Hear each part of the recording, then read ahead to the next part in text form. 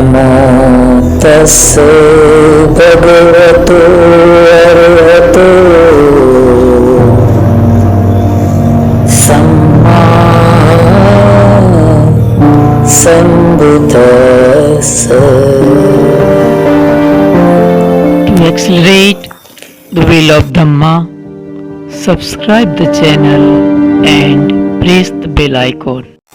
महाकारुणिक भगवान तथागत सम्यक संबुद्ध को पंचांग प्रणाम करता हूँ.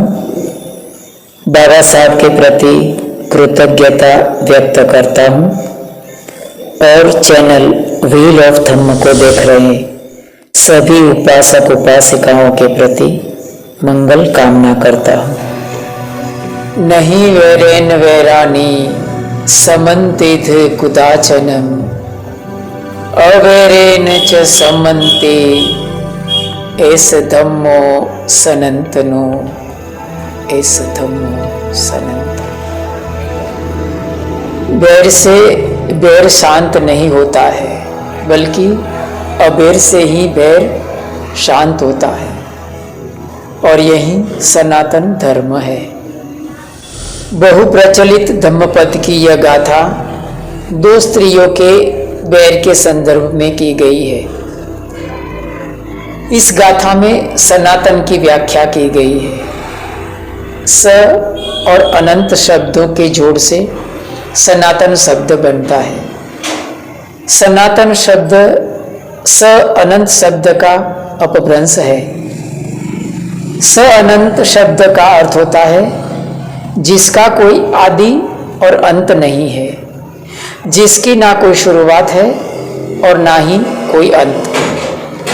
उसी को स अनंत अर्थात सनातन कहते हैं. जो अनादि अनंत समय से चला आ रहा है, ऐसा क्या हो सकता है? ऐसा क्या हो सकता है जो अनादि से चला आ रहा हो और अनंत तक चलेगा? ऐसा क्या हो सकता है जिसके कोई छोर ही ना हो? ऐसा क्या हो सकता है जो सिर्फ दृष्टि ही नहीं बल्कि मानस की क्षमता से भी परे हो? भौतिक दुनिया में ऐसा कुछ भी नहीं हो सकता.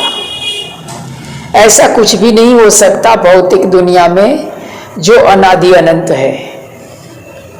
आकाश अनादि अनंत है, लेकिन आकाश भौतिक भी नहीं है और भावात्मक भी नहीं है.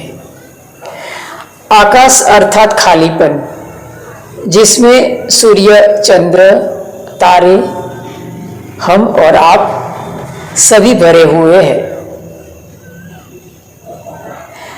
It is the nothing in which each and every something is filled. जिसकी प्रतीति होती है लेकिन प्रत्यक्ष कभी नहीं होता. दूसरी एक बात है जो कि भावात्मक दुनिया की है, वो है निसर्ग का नियम, न्यूटन का आघात प्रत्याघात का सिद्धांत.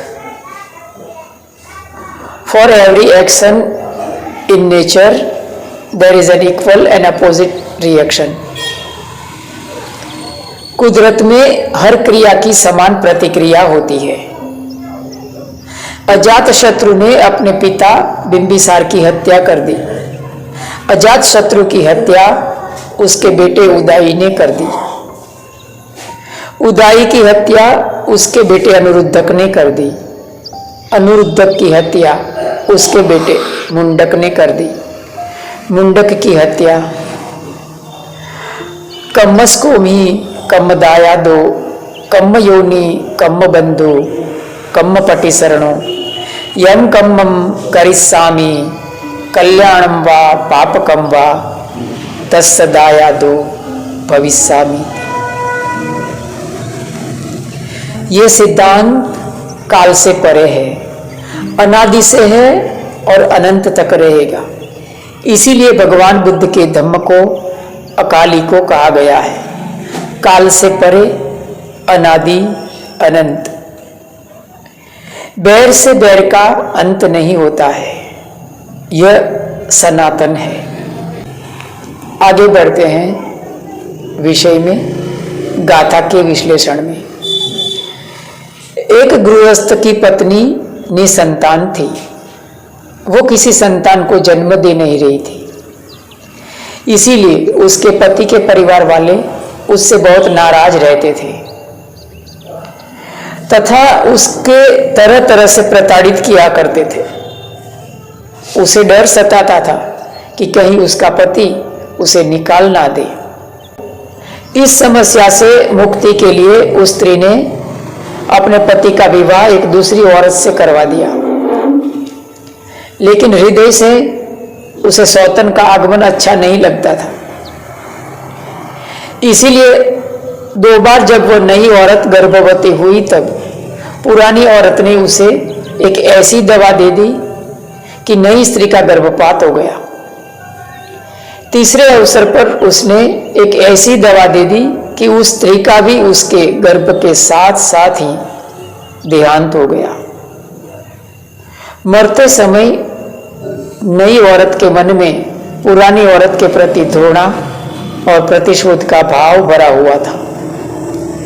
अगले जन्म में उन दोनों में दुश्मनी का सिलसिला जारी रहा। किसी जन्म में पहले वाली स्त्री दूसरे वाली स्त्री से बदला लेती थी, तो उसके प्रत्युत्तर में अगले जन्म में दूसरे वाली स्त्री पहली वाली स्त्री से बदला लेती थी। इसी प्रकार भिन्न भिन्न योनियों में जन्म लेने पर भी उनमें बैर का सिलसिला जारी रहा। समय बीतता गया, जन्म जन्मांतर बीत गए, भगवान बुद्ध का काल आ गया।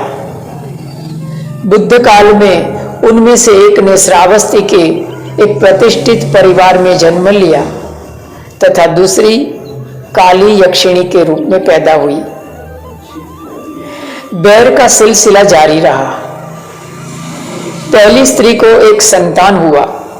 दूसरी स्त्री जो कि यक्षिणी बनी थी, वो संतान को मारने के लिए उसके पीछे पड़ गई।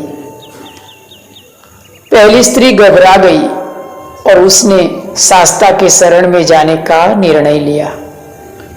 उसे पता चला कि बुद्ध जेतवन में प्रवचन दे रहे हैं, इसीलिए अपने संतान के साथ वह दौड़ती हुई सीधी वहां पहुंच गई और अपने संतान को भगवान के चरणों में रखकर उनसे अपनी संतान की रक्षा के लिए विनती करने लगी। दूसरी तरफ काली यक्षिणी को बौद्ध विहार में प्रवेश की हिम्मत नहीं हो रही थी। बाद में बुद्ध ने काली यक्षिणी को भी अंदर बुलाया तथा दोनों को डांट दिया। भगवान बुद्ध ने सबको बताया कि किस प्रकार वे दोनों हर जन्म में एक दूसरे से बदला लेती रही है और किस प्रकार वे दोनों एक दूसरे के प्रति नफरत के भाव से भरी हुई है। बुद्ध ने समझाया कि किस प्रकार नफरत का अंत नफरत से नहीं होता, बल्कि नफरत से और अधिक नफरत का सृजन होता है। नफरत का अंत होता है प्रेम, दया, करुणा एवं मैत्री से। दोनों ने अपनी गलती स्वीकार की और बुद्ध के उपदेश के बाद दोनों के बीच का बैर समाप्त हो गया। तब बुद्ध ने वो महिला को आदेश दिया कि वह अपने पुत्र को वो यक्षिणी की गोद में दे दे।